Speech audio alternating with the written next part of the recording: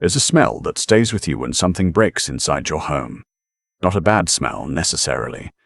Just the smell of a holiday that will never be what it used to be. That Thanksgiving, my house smelled like roasting turkey, cinnamon from the pie I'd made at 6 in the morning, and wood smoke from the fireplace I'd started before anyone else woke up. I stood in my own kitchen, in my slippers, in the house I'd owned for 23 years, and I thought, this is still mine.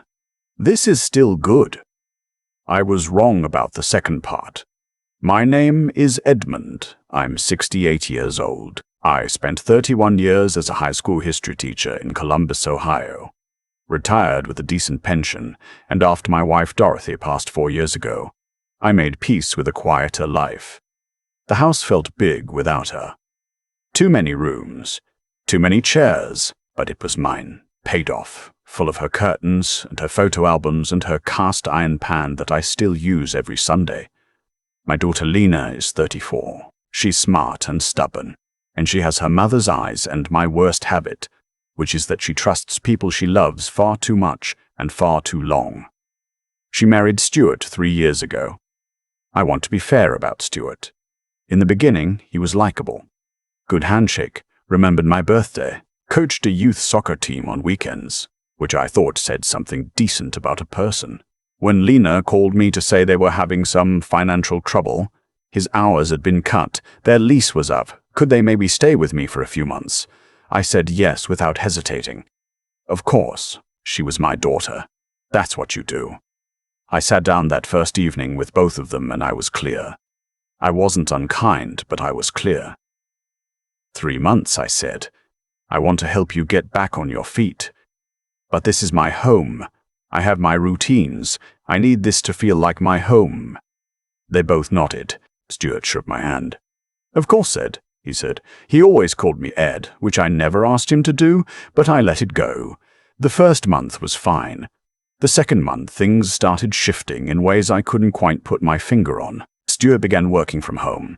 He'd found remote consulting work, which was good news, but he took over the dining room table. My dining room table. The one where Dorothy and I had eaten 30 years of dinners. His laptop, his notebooks, his coffee rings. I mentioned it once, gently, and he said he'd tidy up, and he did, for about a week. He started making comments about the television.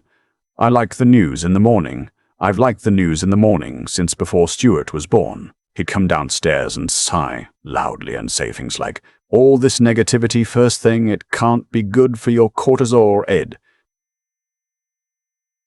I started waking up earlier to get my hour in before he came down. I noticed I was adjusting myself, my schedule, my space, my habits, bending around Stuart like water around a stone. And I told myself, that's what you do when family is struggling. You give a little. You're patient. 3 months came and went. Lena asked for an extension. They were close to saving enough for a deposit, she said. Just a little longer. Her voice on the phone was tired and a little ashamed, and I thought about her mother, and I said, okay, a little longer. By month 5, Stuart had rearranged my living room. I came home from a walk one afternoon, and the couch was against a different wall and my armchair. Dorothy's armchair, the wing-back she picked out herself in 1999, was pushed into the corner like it was in the way. I stood in the doorway for a moment, just staring at it. Better flow, Stuart said from the couch, not looking up from his phone. The old way blocked the natural light. I moved the armchair back that same evening while he was in the shower. He didn't say anything. But the next week I noticed he'd moved it again. That was the moment I should have said something definitive. I know that now. But I didn't. I told myself it was just furniture. I told myself he was stressed. I told myself Lena was happy and that mattered. I started keeping a small notebook in my nightstand. I wrote things down, not because I was planning anything, just because I needed somewhere to put it. August 14, Stuart told me the guest Wi-Fi isn't strong enough and asked me to give him the main password. I did. August 22, came downstairs at 7 a.m. to find Stuart had moved my filing cabinet from the study into the garage to make more room. Didn't ask me. September 3, Lena asked if they could get a dog. I said no. She accepted this. Stuart later that evening said, "You know a dog would actually be good for you, Ed. At your age, the companionship." I didn't respond. September 9, Stuart's brother visited. Stayed the weekend.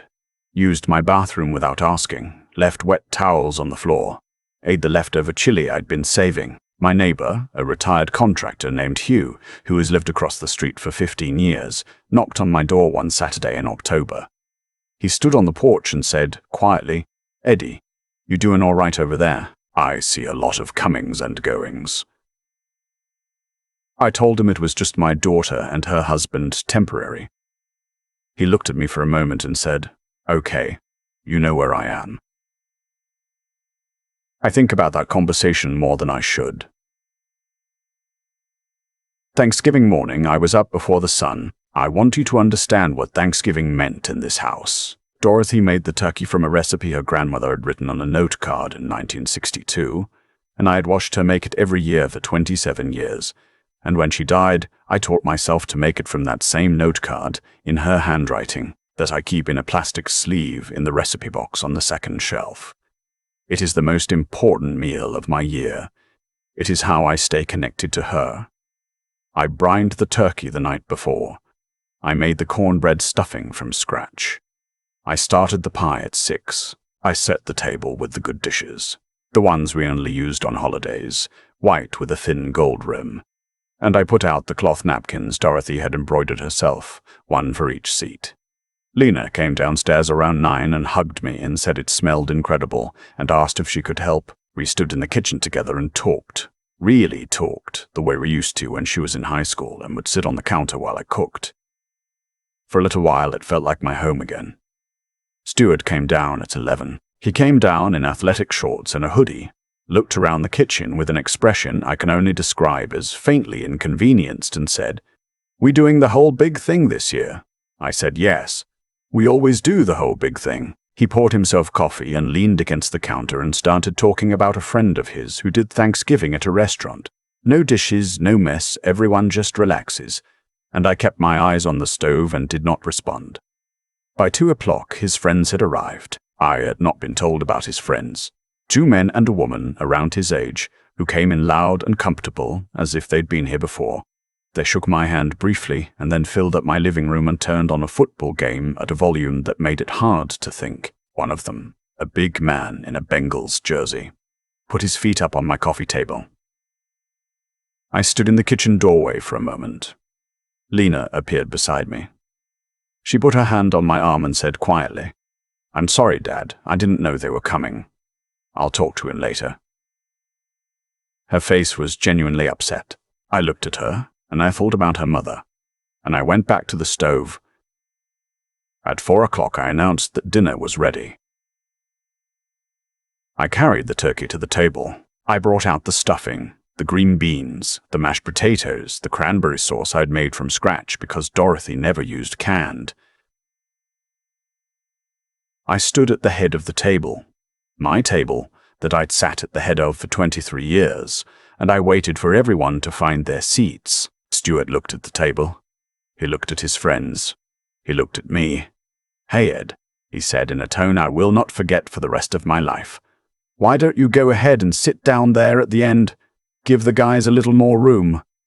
The room went very quiet. Lena said, "Stuart, it's fine," he said, waving his hand. "More comfortable this way. It's a tight fit at the head with the serving dishes and everything." I looked at my daughter. She looked back at me, and her eyes were full of something I hadn't seen since she was a little girl. That specific helplessness when she knew something was wrong and didn't know what to do about it. My granddaughter Nora, Lena's daughter from a brief marriage before Stuart, 8 years old, who had been sitting very quietly with her hands folded in her lap, looked up at me. She had been watching everything. Children always are. She leaned slightly toward me and whispered, so quietly I almost didn't catch it, "Grandpa, this is your house." She was 8. She understood it before the adults in the room would acknowledge it. I pulled out my chair at the head of the table. I sat down. I placed my napkin in my lap. I looked at Stuart. "This is my home," I said. "I sit here." Stuart stared at me. For a second I thought he was going to argue.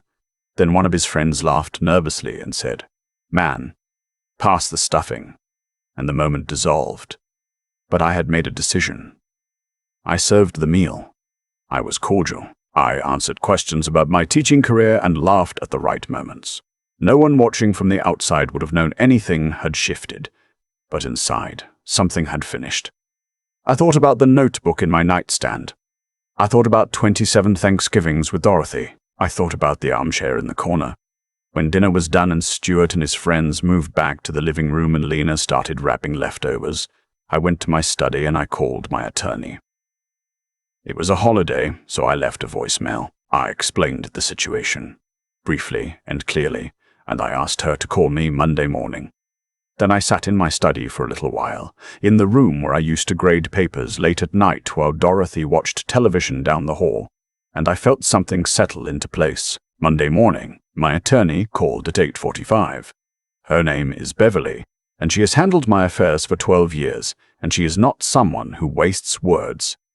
I told her what I needed. She told me what was required, under Ohio law, since my daughter and her husband had been residing in my home for more than 6 months. They were considered tenants, and I would need to provide written notice. 30 days in this case, given the circumstances. "Is there anything in writing?" Beverly asked. "Any lease? Any agreement?" "No," I said. "Anything in writing at all about the arrangement?" I thought about my notebook. "I have notes," I said. "Dated entries, things I observed." She said that was actually useful. "Keep it," she said. "Don't destroy it." That afternoon, I drove to the drugstore and I made 2 copies of every page. I slid the original back into the nightstand. I put 1 copy in my filing cabinet. I gave the other to Beverly. That evening, I told Lena I needed to talk to her. We sat at the kitchen table. I told her, as gently and as honestly as I could, that this arrangement had to end. I told her I loved her. I told her it had nothing to do with her. I told her I would give her 30 days and that I would help her with the first month's deposit on a new place, $2,000, which was what I had set aside when I'd decided, sitting in my study on Thanksgiving, that this was the last chapter of this story. Lena cried. I held her hand. She said she'd known it was coming. She said she was sorry. She said Stuart would be angry. I told her I understood and that none of that changed anything. She was right about Stuart. When she told him that evening, I was in my study with the door closed. I could hear his voice through the wall. Not the words, just the volume. After a while it went quiet, then louder again. I turned on the radio. The 30-day notice was delivered the following morning. Beverly had a courier bring it. Formal, legal, dated. It named both of them, cited the applicable statute, specified the date by which the property must be vacated. Stuart called me 3 times that day. I did not answer. The next morning he knocked on my study door and came in without waiting to be invited. He sat down across from me with the expression of a man who has decided to be reasonable because being unreasonable hasn't worked yet. He told me he thought we could work something out. He told me this was disruptive to Lena. He told me it wasn't fair given everything they'd been through. I waited until he finished. I was clear about 3 months, I said. That was over 5 months ago.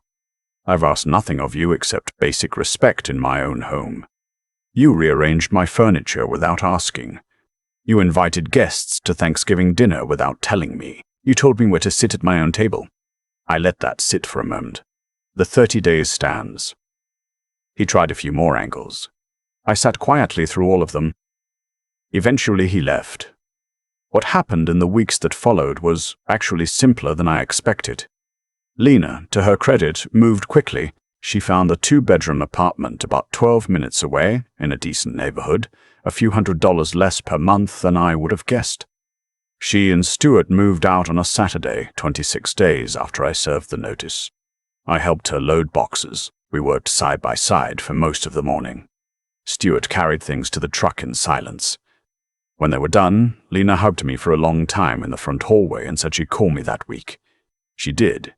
Stuart did not say goodbye. 3 days after they left, I moved Dorothy's armchair back to where it belongs. Right there, angled toward the window, so the afternoon light falls on whoever is sitting in it. I sat down in it that evening with a cup of coffee, and I just sat for a while. I'd like to tell you some perfect lesson came to me, but I found some grand wisdom in those quiet minutes. Honestly, what I felt was mostly just relief. The particular exhaustion of having lived too carefully in my own space for too long. That lifted. The house was quiet in the way it used to be quiet. My quiet. Nora comes over on Wednesdays now. Lena drops her off after school and picks her up around 7. We do homework at the dining room table. My dining room table, and I usually have something in the oven by the time she arrives, because she's 8 years old and immediately hungry after school. Always. She likes to hear about history, real history, the kind that doesn't make it into textbooks. I told her about the Berlin airlift last week. She asked 17 questions. I counted. Before I let her go each Wednesday, I remind her that her opinion matters, that when she's older, when people try to make her feel like a guest in her own life, she should trust the things she already knew at 8 years old, sitting quietly at a Thanksgiving table, watching the adults fail to say what was true. She looked at me one evening and said, "You sat down anyway, Grandpa." "I did," I said. "And that's when it all changed," she said. She's not wrong. Sometimes the only move is the one that makes it clear you haven't forgotten who you are. No speech necessary. No argument. Just sitting down in your own chair, in your own home, and not moving. That's where it started. Everything else followed. I've had a lot of time to think about what actually happened in that house over those 5 months. Not the big moments. The Thanksgiving table, the eviction notice, the day they drove away with the moving truck. Those are easy to remember. What I see to remember, what I think about more, are the small ones. The morning I woke up earlier than I wanted to watch the news in peace.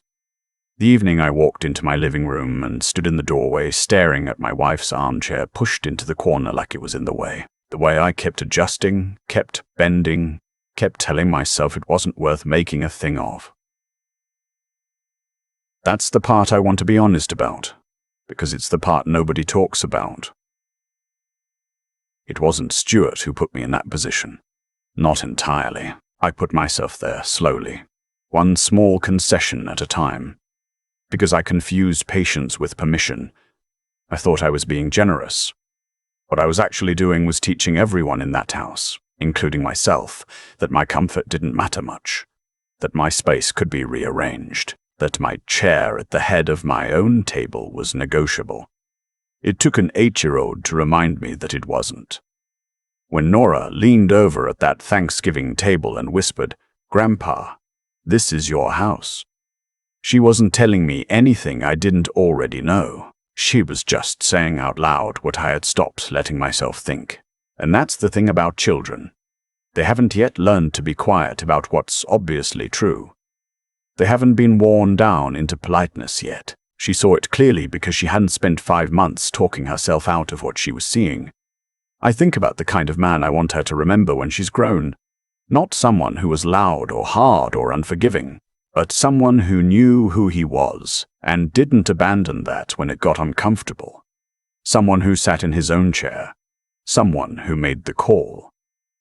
There's a version of this story where I keep waiting, where I tell myself one more month, one more extension, one more chance, where I'm still adjusting my schedule around someone else's convenience, still watching my wife's armchair get moved to the corner, still eating dinner at the end of my own table. That version exists. I was almost that man. The distance between who I was becoming and who I decided to be was about 12 inches. The distance between the chair Stuart pointed to and the chair I sat down in instead. What I know now at 68 is that the people who push into your space don't usually announce themselves. They move one piece of furniture. They take the main Wi-Fi password. They invite guests without asking. Each thing on its own is small enough to let go. It's only when you write them down, and I did write them down in a small notebook in my nightstand, that you see what's actually been built, one quiet concession at a time. Integrity isn't dramatic. It doesn't announce itself. It's just the accumulated weight of every small moment where you either held your ground or you didn't. Stuart bet, I think, that I wouldn't. He'd watched me give way so many times that he assumed it was my nature. He was wrong. It was my patience. Those aren't the same thing. And Lena, I want to be clear about her. She is my daughter, and I love her without condition. She was caught between two people she loved, and she handled it imperfectly, the way most of us handle impossible positions. What matters is that she called me that week, like she said she would. She calls me every week now. Nora comes on Wednesdays. The table has 4 chairs, and I sit at the head of it, and that's where I'll stay.